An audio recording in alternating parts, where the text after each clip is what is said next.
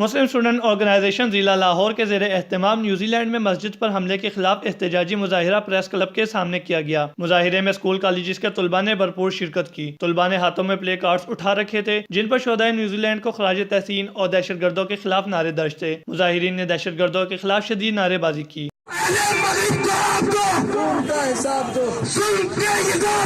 ہم نہیں مانتے۔ مظاہرے میں شریک مقررین کا کہنا تھا نہت نمازیوں پر دہشت گردوں کا حملہ بزدلانہ کارروائی ہے، جبکہ مغربی میڈیا کی جانب سے اس سانحہ کو ماس فائرنگ انسیڈنٹ قرار دینا اسلام دشمنی کا منہ بولتا ثبوت ہے۔ ایم ایس او پنجاب کے معاون ناظم ایڈوکیٹ عزیر گل توحیدی کا کہنا تھا کہ ہم انٹرنیشنل میڈیا سے اپیل کرتے ہیں کہ جس کسی نے بھی یہ بزدلانہ کارروائی کی اس کو عالمی دہشت گرد قرار دیا جائے۔ I would like to appeal to the New Zealand government and to all the Western media that you all should have to claim this incident an international terrorism and an incident of international terrorism. مظاہرین کا کہنا تھا کہ دہشت گردوں کا کوئی مذہب نہیں ہوتا۔ نیوزی لینڈ میں مسجد پر دہشت گردانہ حملہ اپنی نوعیت کا پہلا حملہ نہیں تھا، اس سے قبل بھی یورپ میں مسلم دشمنی کے ایسے واقعات سامنے آتے رہے ہیں۔